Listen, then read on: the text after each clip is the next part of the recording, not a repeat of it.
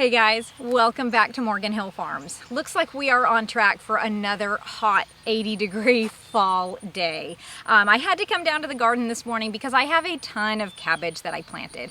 And I planted a few different types of cabbage, but one thing that I always do is I will plant an early variety as well as a later variety cabbage. That way I can extend my harvest window. So the early variety cabbage that I grow is called early golden acre cabbage, and it's ready in about 60 days. So I like to start harvesting that a little bit sooner than when it's ready to kind of just start using that cabbage up, because I do plant so much of it, but I kind of missed that window this year, and it looks like I have a ton of full-sized early variety cabbage that's ready for me to harvest. So I need to get these guys cut and up to the house before they just start to split. Once they get a little bit older, they'll kind of start to split, and they're still edible at that point, but they're just not as aesthetically pleasing. I also have some later variety cabbage that's ready somewhere between 90 to 110 days.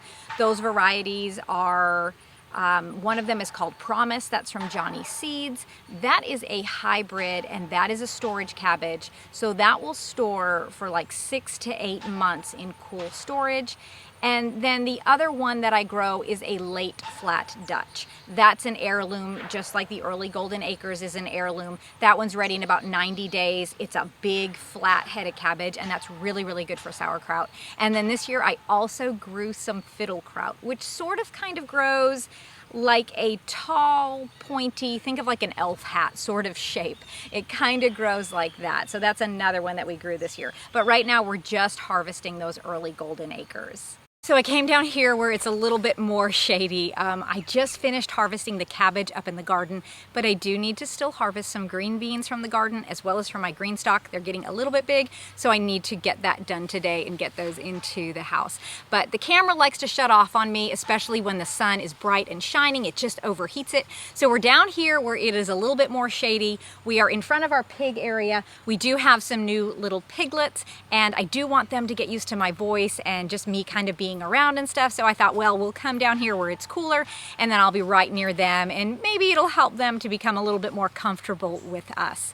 But earlier today, when I was up in the house, just kind of piddling around, I was doing a little bit of cleaning, a little bit of laundry, kind of cleaning some stuff up from the week, and the kids were all doing their chores, so I was kind of by myself.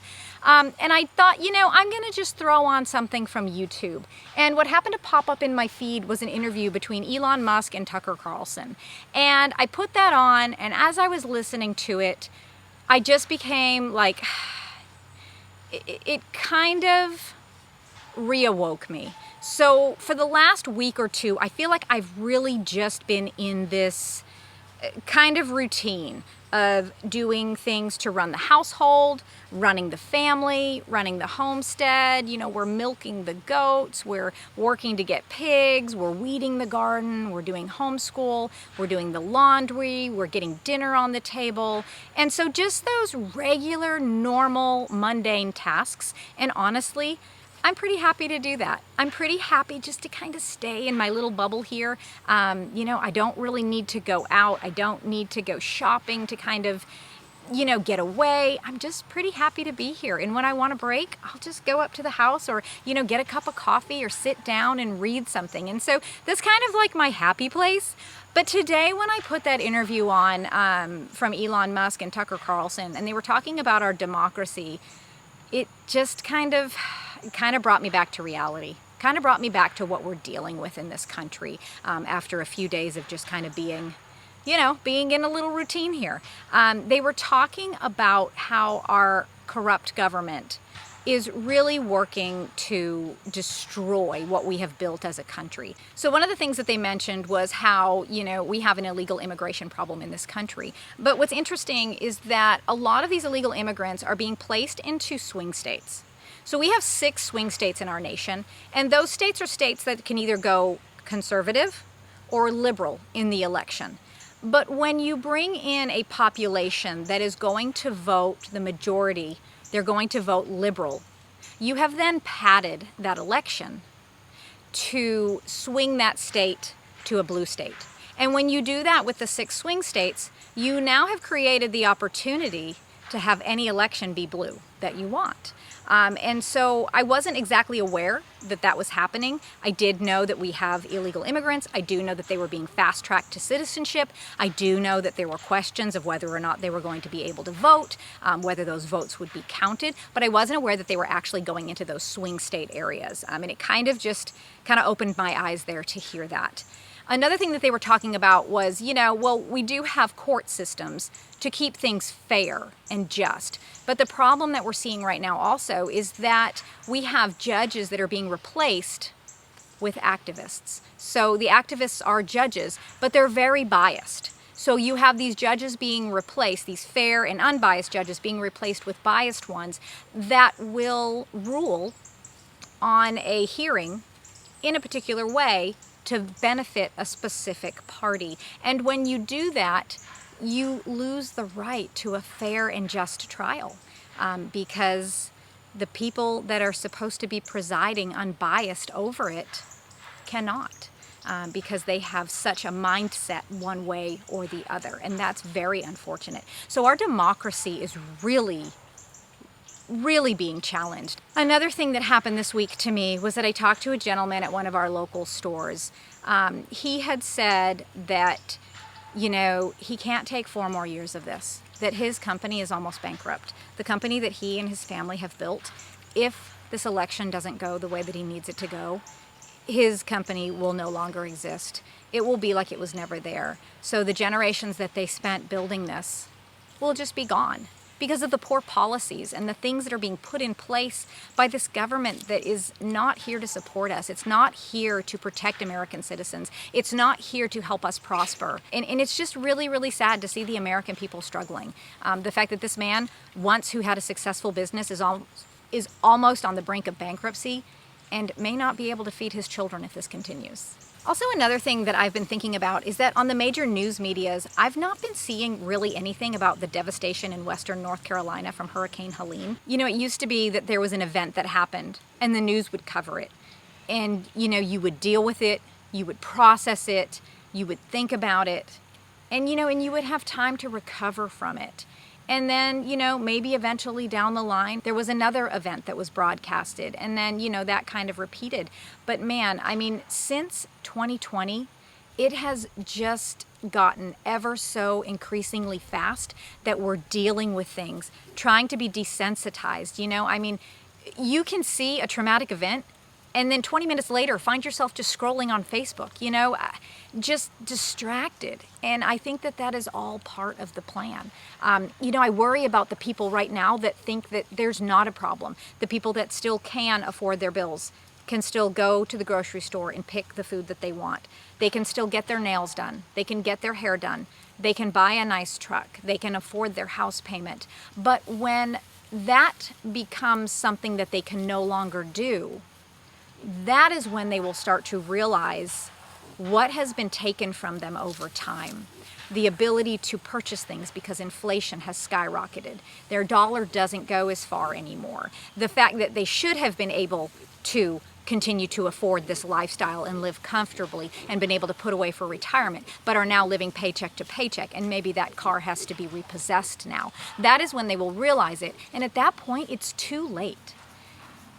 But as people, what can I do about that? What can I do in regards to our corrupt government? What can I do in regards to this unknown election that's coming up? What can any of us really do?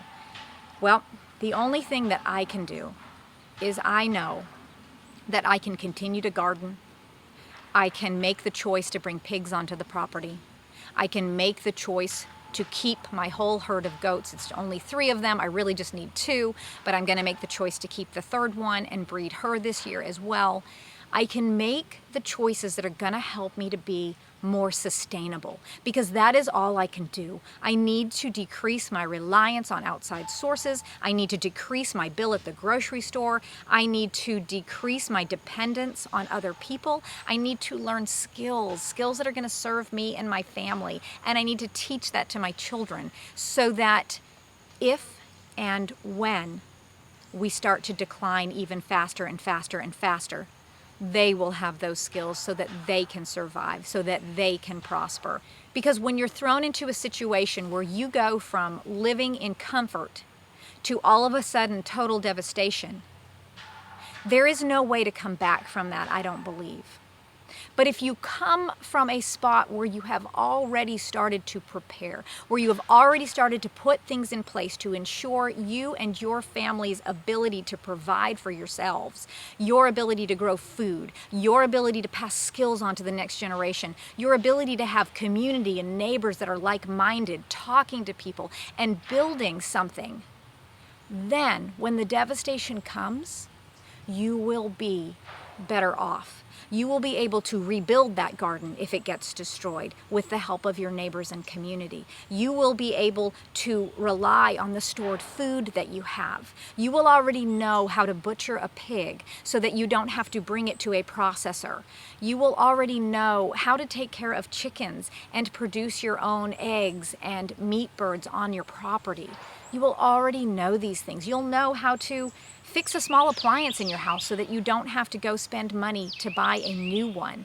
You're going to know these things and they're going to help your family. So I really encourage you guys, if you've kind of been, just kind of scrolling through and maybe just absorbing some content, but not actively working to, I guess, become more self-sufficient, I really encourage you guys to do that because we are at a tipping point.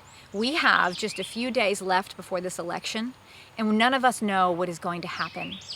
But if our government is successful in taking away our democracy and is successful in their plans and implementing things here and there to help control you and I, then you will have no hope. You really need to start acquiring the knowledge and the skills now, and I really hope that you guys will. And that is just something that has kind of been heavy on my heart today as I've kind of been working, in the house and in the garden here, and I just wanted to share that with you guys. I hope that you guys enjoyed this video. I hope you take something from it. I hope it motivates you to just do the next thing that you can, because none of us as individuals can see what's happening, but as a community, we can get ourselves prepared, we can get our families ready, and we'll be able to provide for ourselves. So I really encourage you guys to do that. So thank you guys so much for hanging out with me today. I hope you enjoyed a little bit of a backdrop of the pigs. I think they're kind of hiding right now. But anyways, guys, if you liked this video, please like, subscribe, and share, and we will catch you in the next one.